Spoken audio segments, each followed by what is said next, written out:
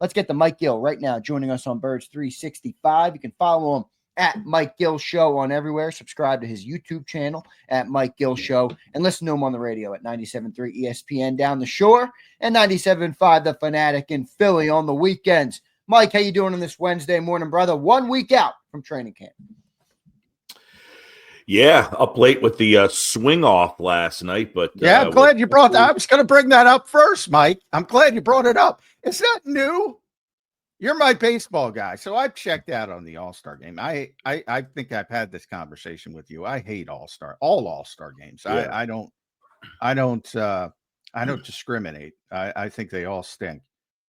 A swing off new? What are we doing? Honestly, I don't know when they implemented it because it's the first time they've had a tie in this stage of the game, at the end of the ninth inning. So the last time they had a tie, they ended up making the game count. That only lasted for so long. And then that was even worse, which I think we've had.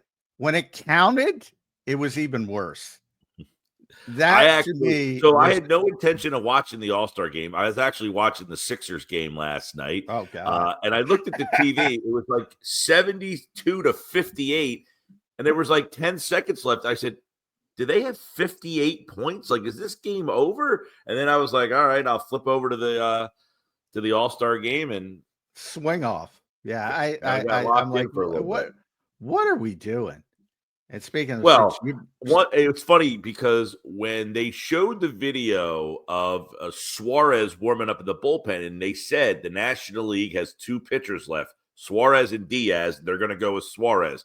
And then they took Suarez out in the middle of the inning and brought Diaz in. I'm thinking, if this game somehow gets tied, they have no pitchers left. What do? And they had a swing off, which I guess is, I don't know when they implemented that, but it was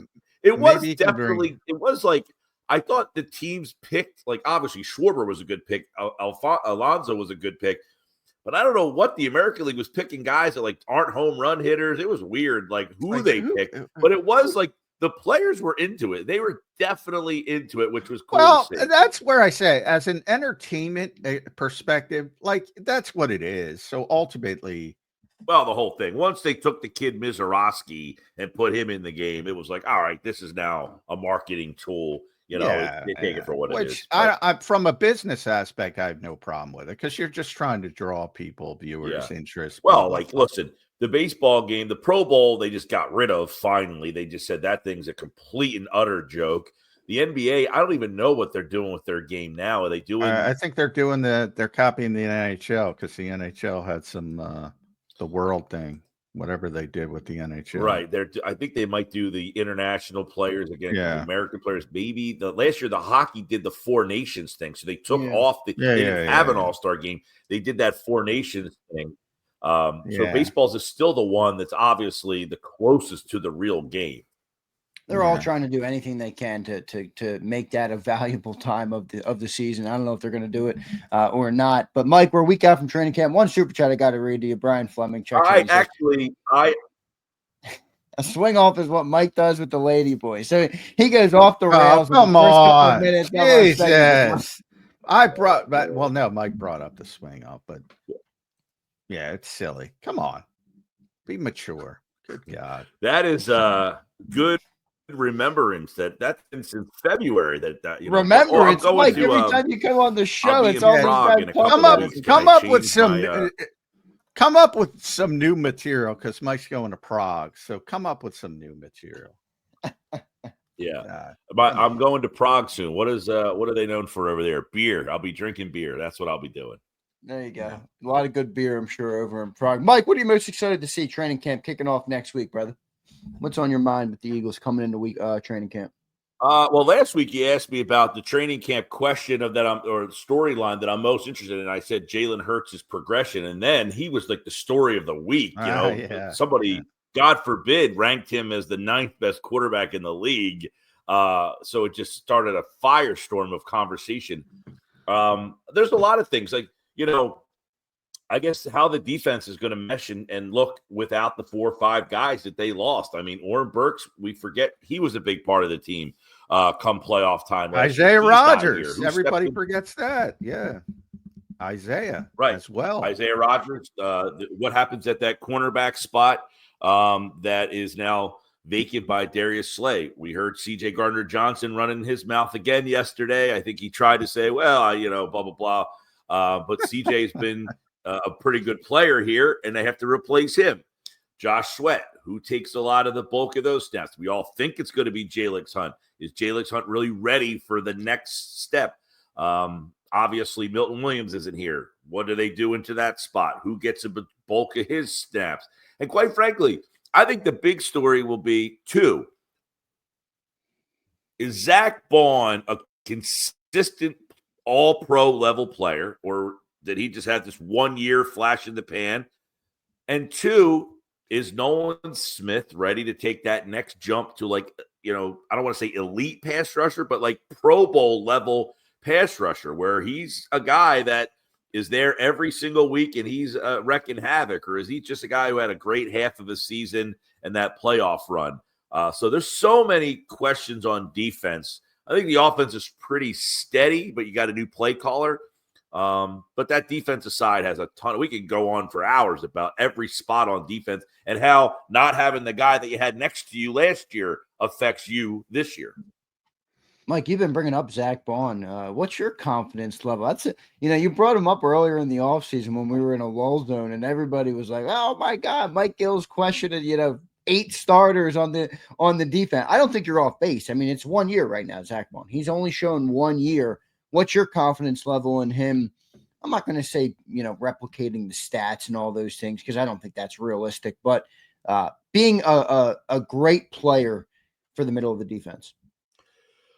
My confidence level that he'll be the same player, like equal numbers, that's tough. I mean, he had an unbelievable season. And keep in mind, Nakobe Dean's not playing next to him to probably start the season. So how does that affect his numbers? What does that do for him?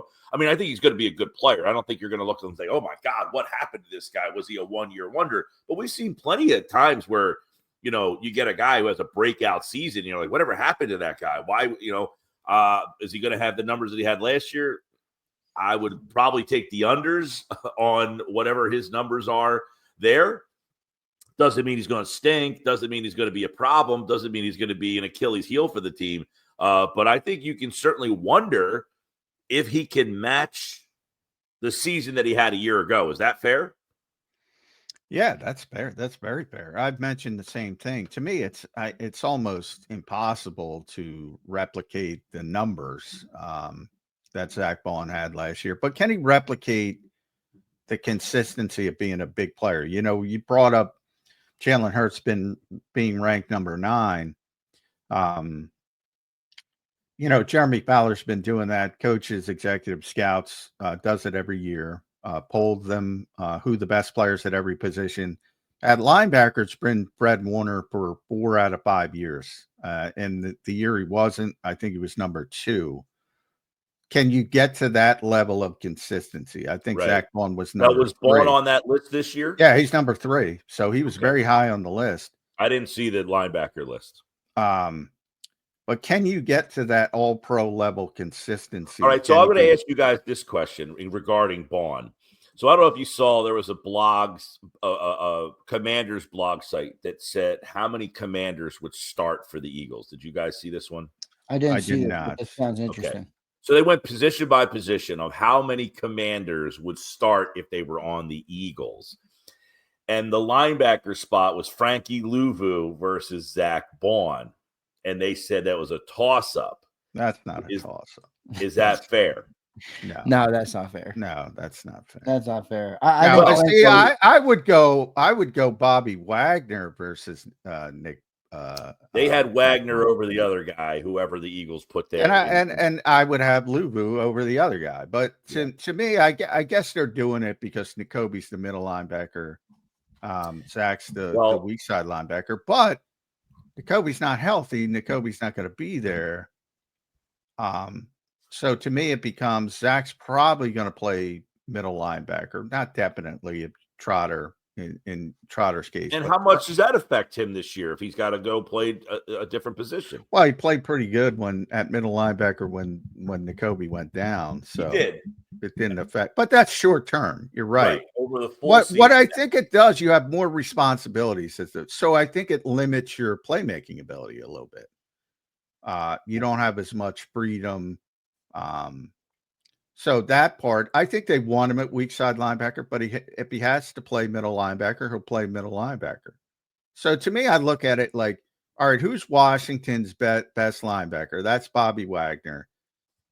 And he's tremendous. He's going to the Hall of Fame. I believe he was number 2 on the list, by the way. So you can make an argument. A much older player. The way I kind of looked at it was, are you going with resume or one season? Because Vaughn probably had the best season of all the linebackers. Yeah, he did. And but Bobby might have been 3rd. If you're going to go Zach Vaughn 1, Fred Warner 2, Bobby Wagner might have been 3. So he's very good. I don't want to downgrade him at all. But yeah, just going off last season, I mean, Zach Vaughn was all right. So I'll tell you some of the other interesting toss-ups here. All right. Deebo Samuel versus Devontae Smith. Wow, not even close. Yeah, not even close. Eagles by a million miles. All right. Well, they don't agree with you. Of course they don't. Big name trap. Larry Tunsil versus Jordan Mailata.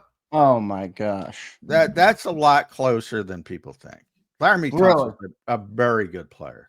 In fact, you guys think Tunsil's on the other side of his prime or no? The way they rationalized it was Tunsil's a better pass blocker, Mailata's a better run blocker, and because the league is 60-40 pass, they went with Tunsil. I don't. You can make the argument. I mean, I'm biased. I think Jordan is phenomenal. I think he's the best left tackle in football. Now you had Brandon Thorne, who's a big time offensive line guru person online, friends with Lane Johnson. So he's not like against the Eagles. He just did his rank. He had Tunsil ahead of Mailata, which I thought was bullshit. But you can make the argument. Okay. It's a little closer than I thought then. Yeah. He's a very good. I thought he had a down year last year, which is why Houston decided to move on from him. But he's very good. And quite frankly, their line, I think it's one of the reasons why Washington has improved, is because you watch that NFC Championship game, they couldn't block. Now you got Tunsil on one side, and they drafted a guy in the first round on the other side. They're hoping their offensive line is shored up. By the way, they drafted Connerly, right? Josh Connerly. So now they're hoping that Jaden Daniels doesn't get his ass kicked in the game. He got killed in that game because they couldn't block. Yeah. And I'm Sam not in love with everything they did, though, Mike. I mean, Tunsil is probably a good addition compared to what they had, but I think they got a lot older, a lot more expensive, and the Eagles got cheaper and younger. I don't know. I mean, I think, there's two different philosophies. I think it works for where they are as a team, but I'm not entirely sold on what Washington did this offseason. Well, listen, I mean, they improved their offensive line. The rookie is up in the air. You don't know, but you got a rookie playing right tackle. Now, Howie liked him. Howie liked him on get worse. Unscripted. Yeah. They got rid of Jonathan Allen and replaced him with Javon Kinlaw. So the other one, they had Deron Payne against Jordan Davis. They took Payne over Davis. Sandra Strill against Cooper DeJean, and they took Sandra Strill over Cooper. There's a lot. Come on. Yeah, there's a lot of bias in this They list. took Lattimore over Quinyon Mitchell. Well, first of all, I mean, number one, I guess they're doing quarterback 1 versus cornerback 2, and they consider. I mean, to me, you got to do outside corner, nickel. So it's Cooper against Noah. I don't want to butcher his name, but whoever Noah, however you say his name. Yeah. Their nickelback, who's a decent player. I'm not down, right? Not even close. And then to me, I would take Sandra Still. I'd take him over Kaylee Ringo, even though I'm very high on Kaylee Ringo. And Lattimore, it's one of those things where, is he a better player than Quinyon Mitchell? It's sort of like Darius Slay. Most Eagles fans think Quinyon was better than Darius Slay last year. He wasn't. If Lattimore is healthy, he knows how to play. He's much more technique, fundamentally sound, much more advanced. But he's got injury issues. if everything goes perfectly, Lattimore probably plays better. But I bet on him getting hurt or things like that. So, I mean, but he's a very good player. That was some of the, and then obviously they took Jaden Daniels over Hurts. So in the end, they have 11 Commanders starting for the Eagles. And well, if you want to, it's kind of like if you want to debate that you should take Lattimore over Mitchell, for instance. Well, then you have to take Hurts over Daniels because you're weighting the length of the resume, which is fine. However, people want to do it. Like I'm a big Jaden. The reasoning was that the ceiling is higher for Daniels than it is. Well, that's unquestionably. Because the ceiling's like ridiculously high. Doesn't mean he's going to reach it. Yeah. But I mean, 11. So in the end, 11 players on the Commanders would start for this Eagles team. So I guess they did the exercise the year before and said they have now closed the gap because more of their guys are better and able to get on the field if they played for the Eagles, and therefore they looked at I think the one thing is we know there hasn't been a repeat winner in the NFC East. We all kind of feel like it's a fait accompli that the Eagles are just, better than everybody. But if Jaden Daniels doesn't, CJ Stroud was amazing as a rookie. Then last year he had a lot of injuries around him, and that kind of brought him back down to earth a little bit. If Jaden Daniels takes that next step from what he was last year to wherever he could go, the Commanders could be a really good team if he takes that step. He was really good last year as a rookie, and if he's better this year as a second-year player, then they could be really good. Their big thing is that you wonder, their schedule last year, they had 11 wins against non-playoff teams, and every playoff team they played, they lost until they got to the playoffs. Then they won. But over the course of the 17-game season, they just didn't beat anybody all year long. They did not. The only game they won was against the Eagles, and Kenny Pickett was the only playoff team they beat. So we'll see if that team is a byproduct of the schedule last year, or is Daniels ready to kind of pull them into the next, to that next kind of chasm of we're a Super Bowl contender. Well, I've said pretty consistently with the Commanders. First of all, there's no way I can get to 11 players that would be starting on the Eagles, but I think they're going to be better than last year, but they might be worse in the public's eyes because I think they got a little bit lucky in the playoffs. Now they deserve credit. They deserve credit for taking advantage of a situation with Detroit, and Minnesota gets upset as well by Los Angeles. So things worked out for them to go to the NFC Championship game. And I remember talking to Zander on the pregame show. I'm like, they're not ready for this game. No freaking way. It was 3:00 in the morning for me when I was watching, so I don't know what was going on. and predictably you mentioned the offensive line. Sam Cosmi was hurt. He was their best offensive lineman last year, so he'll be back. So they should be a better team, but they should be. Yeah, absolutely. No, but Xander, that might not show up with another NFC Championship berth is what I'm trying to say. Well, the depth of the NFC is interesting because you got, I think I like the Rams. You got Green Bay that everybody the last couple of years, since they won that game against Dallas. They become a little Cowboys-like. That was going to say. Now that everybody, because they beat the Cowboys a couple of years ago in the playoff game, and then they hung in there with San Francisco that year. So they've kind of been on everybody's like, hey, they're a contender. So you got the Rams, you got the Packers, you've got the Lions. Now the Lions are going to be interesting because they still have very good talent, but they've changed their entire coaching staff, and then they lost the center, Ragnow. I think that's a huge thing for them. Minnesota changed quarterbacks. You're now going with a rookie from a team that won 14 games. Is San Francisco back in the mix? Can one of those Seattles or Arizonas jump into the mix? I think people are going to keep an eye on the Bears to see if they can take that jump now that they have an offensive-minded coach paired with the quarterback. You've got Tampa Bay, who always seems to be disrespected. That core group of guys has been together for a couple of years now, so they've got that. And I like that guy they drafted too. Amika Ibuka, receiver. Yep. They've got Baker Mayfield's is now with this group with Evans and Godwin, and they've got Bucky Irving. So they've got a nice little core that's been playing together for a couple years now. And then I hate to tell you, but I think Dallas is one of these teams that everyone's just kind of saying they sucked last year. They had a ton of injuries. Now, if Dak Prescott gets hurt again, but they were a disaster when Dak got hurt. They kind of steadied the ship after about 4 weeks and kind of like cruised into the end. Mike, my biggest question with Dallas is, and I've said all offseason, I like him. I think they're going to be second in the NFC East. I think the Commanders take a step back. Not many agree with me on that, but they sucked with Dak last year.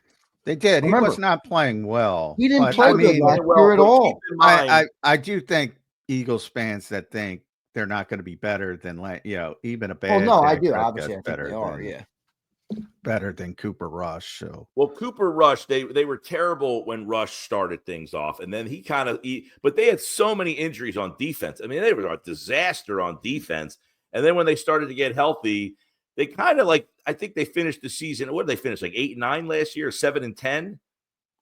Which you're like 7-10 sucks, but that team was completely dismantled by injuries on the defensive side of the ball. They had no running game to speak of. Now you might say Miles Sanders and the kid from Dallas Denver Javonte Williams, they still don't have much of a run game. Pickens is a wild card. What does he add to that defense? I think Dallas is better than the team that they were a year ago. I don't know if they're in that Super Bowl mix, but I think the NFC is pretty full with teams that are all going to be in the mix for playoff conversation. The Giants, I think the Giants defense is actually going to be a pain in your ass when you play them. That front is impressive from the New York Giants. And Neighbors is a player. Their offensive line is there's no hit on Malik Neighbors. He should be a player. Yeah, exactly. And now they at least have a competent veteran quarterback as opposed to, you can't play with DeVito and whatever the hell they've had the last couple of years there and expect you're going to win football games in the NFL.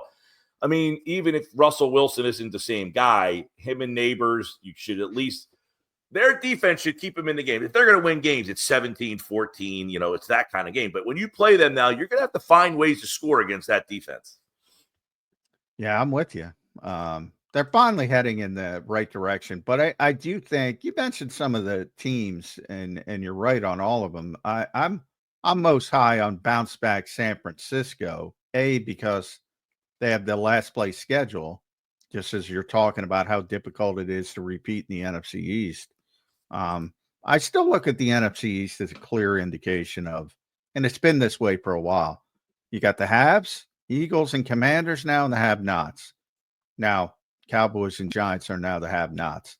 They're getting better, both of them, but I don't think both of those teams are relevant to being, in the case of the Giants, even a playoff team. Everything goes right, the Cowboys might be the last wild card team. That's, I think, their upside.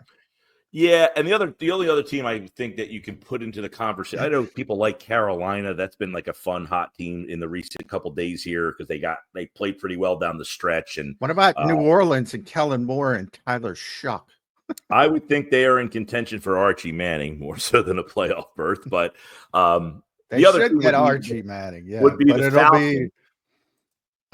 It'll be Archie. They should get Archie. Might be better. Yeah. Archie might be better. I would think the Falcons would be that other team with if Penix is a real legit first round level quarterback with Drake London and Bijan Robinson and of course the tight end that everybody thought the Eagles were going to get involved with a couple of years ago. Great Kyle Pitts, Philly Kyle Pitts, yep. But they've got offensive line problems. But if Michael Penix can kind of cover some of those things up, we'll see. So. That would be another team. So I think there's literally that's the NFL, man. I say all the time, everybody's got good players. You can especially this time of the year into things. This time of the year, yourself into things. Yeah, this time of the year, you're like, they have a shot if this happens. Like, team are you really looking at? The question came up. We do a mailbag on Mondays with Jeff Mosher. It's a Mosher Monday, so the listeners text questions and the topic was, NFC. So you had to ask a question based on the NFC. And one of the questions was, which NFC team would be in play for Arch Manning? So we opened it up to the whole league because we really said the Saints and the Giants in the NFC would be the two worst teams.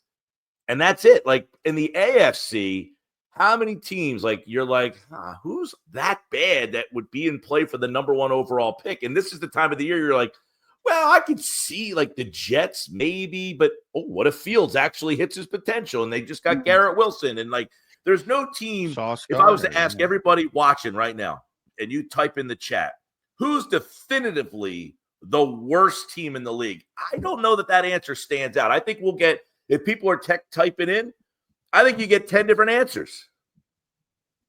Yeah, you get a lot of different answers. I think New Orleans is in that conversation. I said New Orleans was my pick. I said the Saints because they have the worst quarterback situation right now. Yeah. And they have some damn good players, but if you don't have a quarterback, and I mean, they don't have a quarterback at all, at least, one of the things I think that the team with the biggest swing potential is Minnesota. Like they could be great because of their roster if JJ McCarthy hits, but if he stinks, you can't win games with a quarterback that stinks. Maybe they can do 8. They're so talented. Maybe they can get 8, 9, somewhere like that. Well, their problems in the past have been offensive line related. They've gotten better on the offensive line. Like recently, they have a top 5 offensive line, at least projected wise. We talked about on the Phillies trying to make a trade to improve the bullpen, and I said the bullpen is like an offensive line. It's an area where you like it's not sexy, it's boring to add. But you could have star pitchers, number 1, Wheelers and Suarez and Sanchez, like Jefferson and like the skill players, Dalvin Cook when they had him. But if they don't have an offensive line, they can't finish the job. Wheeler can pitch 8 innings, but if the bullpen blows it in the 9th, I said the bullpen is the offensive line. And the Vikings' problem has never been skill players. They've always had talented skill guys, but they just couldn't block for them. And now they're starting to get better on the offensive line. They're not a great offensive line by any stretch, but they are confident enough. They signed Ryan Kelly, and they already had the tackles. Yeah. So they already had Darrison O'Neal, who are top 5. They signed Ryan Kelly. The Titans is a good one, by the way. Whoever's typing the Titans in, that's a good one. They signed Will Fries, the Penn State kid, and they drafted a first-round pick to play left guard. So it depends. Donovan, I know the Eagles liked him a lot, but they got a lot of talent, man. But can the quarterback play? Titans are a good one. For the similar reason. They did just draft Cam Ward, so it's like, will they draft? Cam Ward's going to have to do a lot, but Carolina's still good. That's a good one. There's no evidence that team's not going to be terrible again. But yeah, I mean, everybody's got good players in this league. Everybody. And that's the thing about the NFL. That's why you have these upsets. But somebody's got to go 3-14.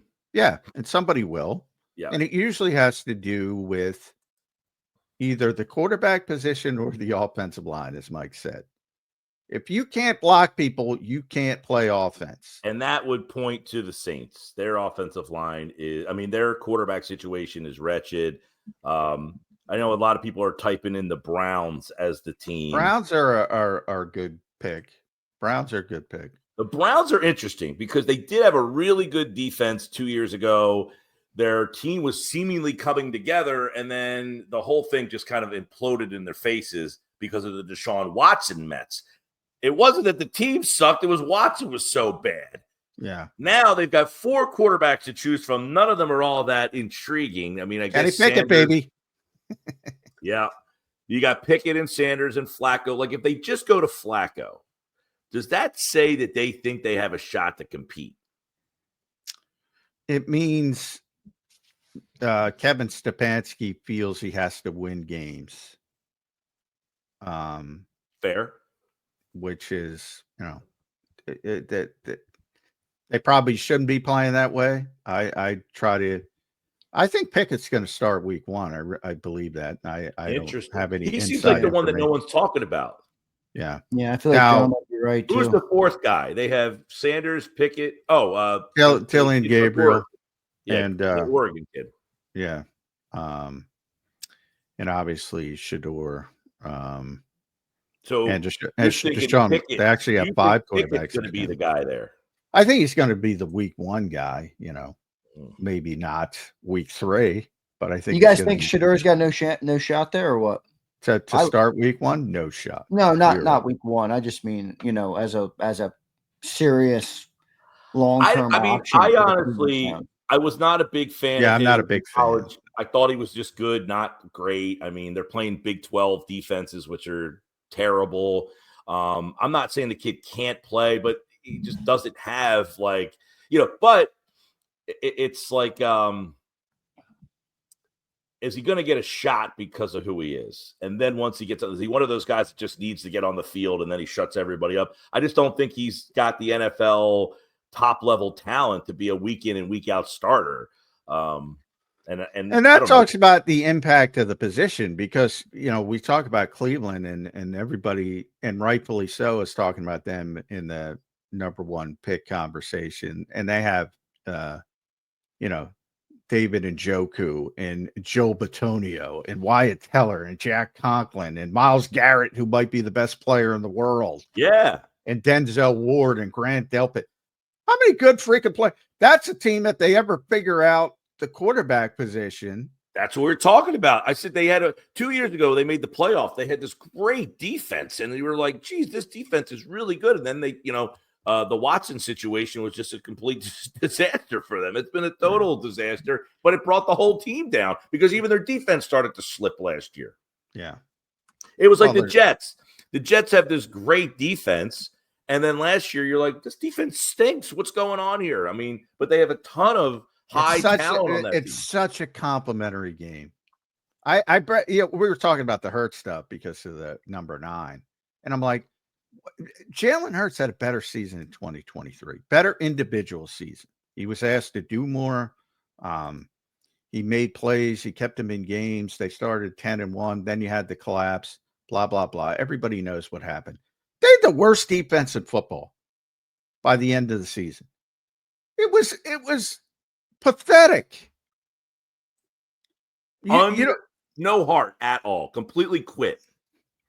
And people don't think that doesn't have an impact on the offense. Whereas this year, what is the difference between the 2023 Eagles and the 2024 Eagles?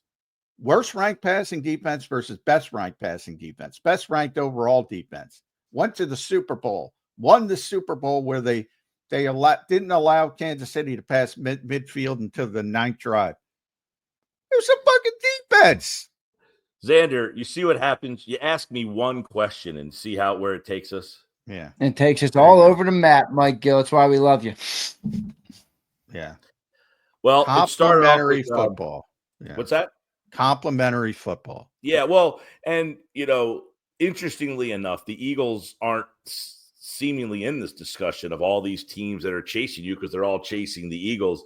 But I think one of the things to go back to your question is, how is this team now going to gel with the loss of all the guys that they had on the defensive side of the ball? Because ultimately, by the end of the year, they gelled on the defensive side of the ball so well that they just they basically overwhelmed Kansas City, Washington, and at the end of that game, the Rams. I mean, Jalen Carter coming up the middle and smacking Stafford in the face wins that game for you. And then from there, so from that moment on, the defense just really overtook those two teams to win that Super Bowl. Will this defense be able to get to that level? I think it's the story of the whole season for them, because by the end of the year, everybody's talked about Brown and Smith and Barkley's 2,000 yards, and of course the offensive line. The offense is what it is. You have a very similar offense, so you should be very on par with where you were offensively. But by the end of the year, you won that Super Bowl complimentary because your defense got to the level of your offense, and that took the year. It took the year to get to that point. Can this team get to that point defensively? That's the story that starts on Wednesday. Yeah, no doubt about it. It's going to be interesting to see, man. We'll see how it all plays out. Mike, thanks for doing it today, brother. We appreciate it. Make sure you guys follow Mike at Mike Gill Show. Subscribe to his YouTube channel at Mike Gill Show and listen to him on the radio, 97.3 ESPN and 97.5 The Fanatic in Philly. Mike, well done as always, brother. I got one super chat to read. Brian Fleming followed up and he said, I'll be in Prague early August, Mike. I'll buy you some Kaprova dill soup, stews with bread dumplings, and langos, cheesy fried dough. I don't know what the hell any of that is, but it sounds good, Mike. Take them up on the offer. Well, I will be in Prague I'm going to Lisbon, Portugal first, and then we're going to Prague. So I will be in Prague about the 10th of August. We've been doing the research on different places and things, the stews and the bread. The food over there looks awesome. The beer over there, that's what they're known for. But I'm going to Lisbon, Portugal in the first week of August. Then I'm switching over to Prague the second week of August. So maybe, the last time when I went to Thailand, I got to give a shout out to your viewers. I had multiple viewers emailing me what to do to watch the Eagles games when I was in Thailand, how to do it, where to find them, all this stuff. We have a lot of military people that lived in the States, then moved to Thailand. And I had multiple people reach out to me who watched me on here, give me like insight on what to do for the game. So if anybody knows anything about Prague or Portugal, I'll be in Lisbon. I'll be in Prague. Go ahead. Portugal people and Czech Republic people. And I'm sure we have Lisbon.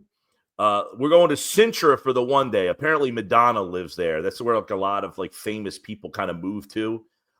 There's a lot of like high-end people that move to Sintra, Portugal. So we're going to go check that out. And then Prague is just more of like a, beer drinking town. I need to get away from the shore. Are you the world traveler, Mike, or is it your girl that's the world traveler and you're in it because you're with her? Oh, she's the world traveler. I'm just hitching along for the ride. Yeah, right. That's right. Kind of what I thought, but I didn't want to go. I don't know. Maybe you're the guy that's the world traveler. I'm not a world traveler. Well, we enjoy doing it together. We pick spots together now. Like she picked Thailand, and then this one is more me. And like, hey, I'd like to see Prague because I've heard a lot of people talk about the beer, and I'm a beer drinker, and I like to check out that kind of parts of the countries. And we went to the Phillies game in London last year, had a blast. So we're just rolling, man. Love it. The heck with this work stuff. It sucks. All right. Don't lose the passports. Yeah. The world traveling tour of Mike Gill is coming up. We appreciate it as always, Mike, and we're going to miss you while you're gone. Pick me up some kind of Prague refrigerator magnet. Yeah, there you go. We've been buying Christmas tree ornaments. There you go. You gotta get something. I'm a Christmas tree ornament guy too. I like nice ornaments. All right, Mike. Thank you, man. We appreciate it. We'll catch up with you next week. All right, there's Mike Gill joining us here on Birds 365. Great segment there with Mike Gill. A lot of questions, John. A lot of discussion about the NFC and stuff and where all these teams are. I think the NFC has a chance to be pretty competitive this year. But I still don't think any of these teams are as good as the Eagles. I'm sorry. Yeah, well, I think projection wise, I mean, the Eagles have more good players than anybody else, right? But they have taken a step back from that perspective. I mean, just don't know if anybody's taken a step up to the Eagles level. Well, I here and they came to here, but did anybody get here? I don't know. I agree with your assessment, but remember where we were at this point this year with players like Zach Bond and Quinyon Mitchell and Cooper DeJean. Yeah, first round pick, second round pick. In the case of Bond, probably nobody, even Zach himself, as we've discussed. Always people all over the league step up. People all over the league step back. Some guys maintain, stay at a similar level. You're gonna be talking about players you don't think you're going to be talking about. Not only in Philadelphia, but everywhere across the NFL. So, a lot of things change. On paper, I feel like there's a lot of step-up candidates with the Eagles, but I don't know how many step-back candidates there are. I think Bond is realistically, could he do it again? It was 1 year. Lane is 35. I don't think he's going to step back, but I guess somebody could make that argument. Maybe the rookies that are the now the second-year players, maybe. I don't know. I mean, how many players do you think could step back this year? Well, I think the perception is that youth always steps forward. That's not always the case. It's generally the best part to look at players who are going to take a step forward. But, you see it in every sport. People adjust, and there are adjustments, and some people handle it well, some people don't. Saw it with C.J. Stroud, most notably. Still a very good player, but not nearly as good in this rookie season. It's what you have to hope for with Jaden Daniels as well, with Washington taking a step back. Happens all the time. There are guys who are not going to play as well as they did last season. Yeah, I think that's with fair. the Eagles. And there are guys that are going to play better than expected. Is it going to be similar to last year? Again, that's a lot of talent on the defensive side they lost. Like, we just did our top 25 list, and we talked about it on the show. Think about how deep that list would be if Milton Williams was here, if Josh Sweat was here, if Isaiah Rodgers was here, if all those guys are here, CJ, etc. Think about how deep that list was. I don't know if any of those guys would have fit in the top 10, though. No, not top 10. Well, I'm trying to think. 10 was. 10, we have Quinion, then Devontae 9, 8 Landon, and Baum is also 11. I probably, coming off last season, I probably would have put Milton in the top 10. Bottom a half of the top like 10, yeah, somewhere in that range. I probably would have put him over, especially some of the younger guys. But Sweat would probably be in there 12 to 15, maybe even a little higher. But they would all be in the like I said, from 1 to 17 before the drop off was really good players. That drop off would have been 23, 24, which is crazy. Which is crazy. So all I'm trying to say is, are they talented? Yes. Are they as talented as they were? No. That's just being realistic. Now, some guys might even be better. Maybe, Adoree Jackson's a veteran player. Maybe he's even better if he's forced to play than and has been a good player for years, whether he got the credit for it or not. But maybe he's better than Isaiah Rodgers. Maybe Trotter's better than Oren Burks. I don't know if we could have had Milton top 10. Think about it. We had Baum 11 and Quinion 10. So let's just say for the sake I didn't have Baum 11. All right, so Baum in the top 10. Personally, I would have had him in my top 10. Yeah, well, I would have too, but I'm trying to think if Milton would have made top 10. I don't think he would have. Who would he have been over? Devontae? No. Landon? Well, that no. depends on Ed. We got to get Ed. Where would Ed? Well, if me and you did it, I don't think he would have made ours. Yeah. I don't even know if I could put him above Cam Jurgens or Dallas Goedert. I'd put him above Nolan Smith. Yeah, coming off last season, I would have had him ahead of Cam and who else did you say there? Dallas. Cam, yeah, I would have had him. I would have had him ahead of Dallas coming off last season. All right, very good player. Right behind there, but that's the thing about Eagles fans. I'm not killing you, but you guys forget people quickly. Like, you turn the page on people quickly. I'm not going to turn the page and say, well, that's not that big of a deal. Milton Williams was great last year. CJ was great last year. That doesn't, because they're gone, that doesn't mean they weren't great last year. No, I'm not saying they weren't great. I'm just kind of looking at the depth of the team and being like, well, I don't know if, I think the Eagles were my right. overriding point is they're not as deep as last year's team. No, they're not. Way. But you know this though. Bringing everybody back would also not have been the right solution. Well, either. It's not possible. It's not even if it was possible, I don't think it would have been the right solution. Well, it depends on. I don't think bringing the team back guarantees you're the same team. If money is no object, and that the business part of it didn't exist, Milton would be here. Josh would be here. The only one who wouldn't be here is CJ, and probably has nothing to do with football. Maybe Slay too. Just because of the age, getting younger at that position. You can make the argument because you have to see what Ringo has before you decide if you want to move forward with him. But again, if none of the business part of it comes into it, and that to me is business, he's here. Coming off last season? Like, if none of that mattered, I just think he did miss some time last year, which I'm not knocking him for, but he's an older player. He's obviously on the other side of his prime. I think, and with the 2 draft picks that they had in the secondary, I could have seen them, even with money not being an issue, moving on from Slay to get younger. And as you point out, shit or get off the pot with Keely Ringo. Well, I'm saying getting younger, that's business of football, which I get. And it's hard to divorce from all of it. Yeah, right. That's but true. all of that is the business of football, not football. I'm saying from a pure football perspective, Darius Slay is your best option. Yeah, over Ringo. Agreed. That's all I'm trying to say. All the other stuff I agree with.